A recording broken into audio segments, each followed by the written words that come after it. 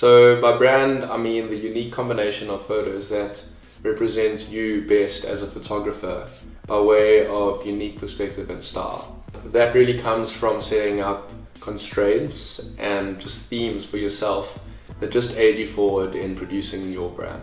These are just a few profiles that I really love. Firstly, it's Lauren Lemon. She's a California-based photographer, and she just has a real good consistency in her profile. Her style's really consistent, her subject matter works really well, and just the way that she presents her photos is quite personal. Like, it gives a nice behind-the-scenes perspective into her life.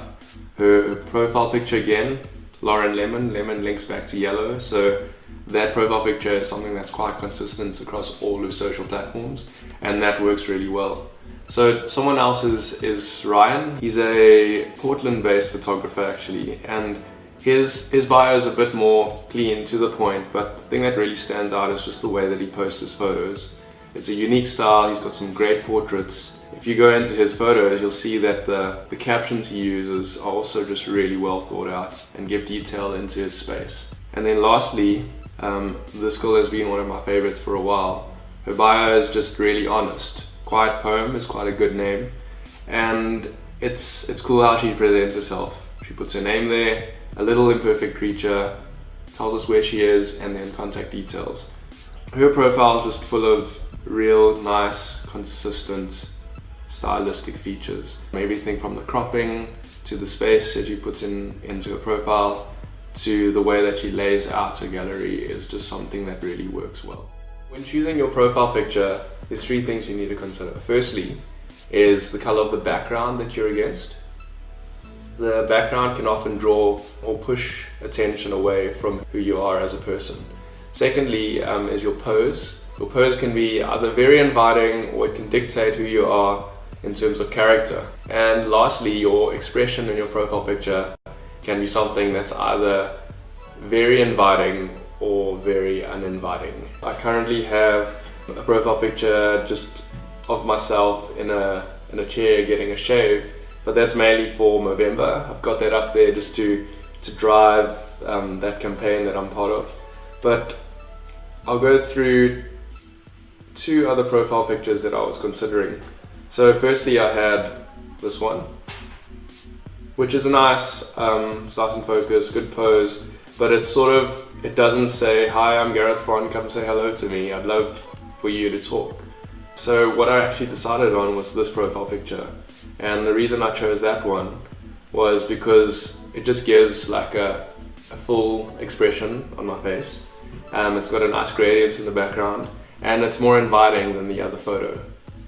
Also, when considering your profile picture, I mentioned that you need to decide what color is in the background. It's nice having a really good solid color, like Lauren. She's got a yellow background. It's nice, it catches the eye. If she leaves a comment somewhere or pops up on someone's feed, that image stands out straight away. I prefer to just keep my profile as friendly as possible, as inviting as possible, and I try to inspire through little things like expressions and poses in my profile picture. So a few quick examples of what you shouldn't use. I've got these photos on my phone. They're all like little selfies that I took. These are photos that aren't really compelling. They may look nice full screen, but keep in mind that your profile picture is something that's really small. The reason why I didn't use any of these is firstly, like, I look really weird in this photo. Secondly, this photo, it's cool, but it hides my face. The background's really great in this one, but again, it's more about who you are rather than what's behind you. This is a cool photo. I took it at Instagram headquarters, but I'm too small in this profile picture, and I'd rather it be about my torso. And this one is just way too random. Just keep that in mind. You want to have a photo that's nicely presented, and gives it a good impact and a good initial first impression. So next up, we're going to be talking about your bio. Your bio is really just a small snippet into who you are as a person. A lot of people just use one-word things or emoticons or something in their bios, and that's fine if that's what your brand dictates, but if you want to have something that gives people more insight into who you are, your bio needs to be something that just adds that little extra bit to your profile. On my bio at the moment, I've got a quote. I always change up that quote depending on how I feel. And the reason I put a quote in is I always like to ask questions, and questions that people can ask themselves. So it currently says, if our footsteps spoke, where would they take us? I'm traveling a lot at the moment, so that quote sort of links up to me being able to travel and sort of allowing my footsteps to take me where they feel. I always suggest to people that they should put in what they do outside of Instagram. It's always cool to have something in there that's a bit quirky.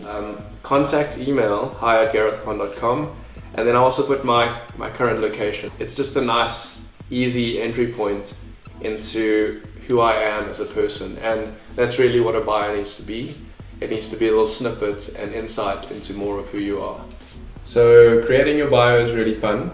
Changing your profile picture, writing it up, maybe get somebody else to write a bio for you. Now that you've got all the tools and tips, go out and do it yourself.